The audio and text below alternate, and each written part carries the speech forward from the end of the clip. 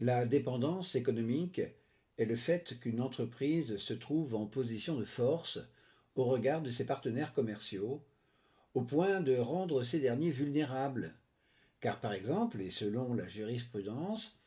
ils ne disposent pas de fournisseurs ou de clients leur offrant des produits ou des services similaires à ceux dont ils ont impérativement besoin, ou que ces partenaires représentent une part prépondérante, voire exclusive, de leur chiffre d'affaires,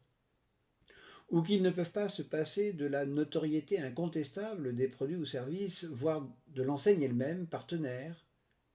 ou encore en raison du positionnement de ces partenaires sur le marché, ou enfin le fait que l'entreprise qui se prétend victime de cette dépendance ait subi un certain nombre de facteurs l'ayant obligée à cette situation,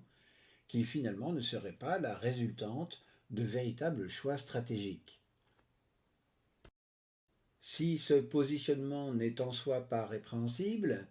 abuser de celle-ci est en revanche condamnable, notamment si cette position permet à l'entreprise en cause de vendre en dessous de son prix de production, d'accorder des remises sous la promesse de continuer des relations contractuelles pour une part importante des besoins de leurs clients, ou des remises faites sur des ventes liées ou des gammes de produits,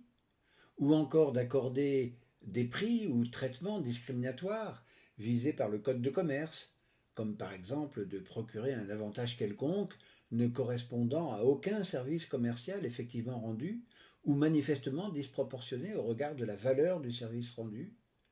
ou encore d'imposer des obligations créant un déséquilibre manifeste dans leurs rapports contractuels,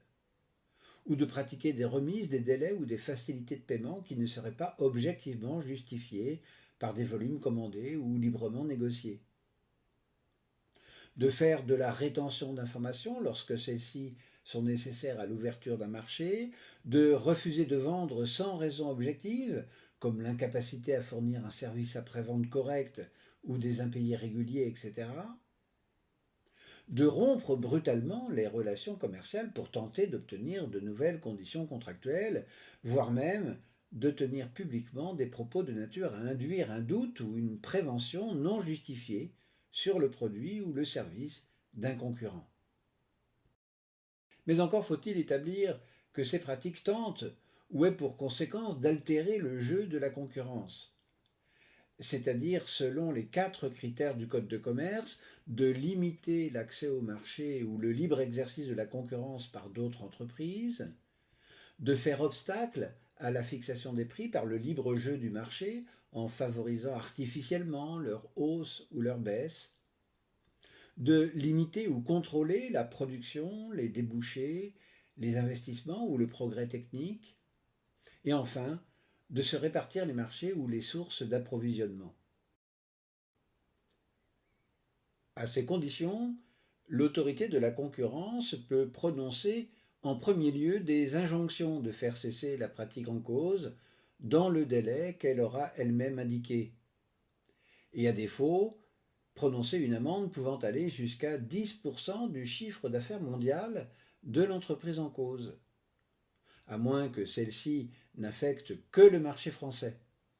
En ce cas, une transaction initiée par le ministre de l'économie ou ses services de la répression des fraudes et ne dépassant pas 150 000 euros et dans la limite de 5% de leur chiffre d'affaires est envisageable.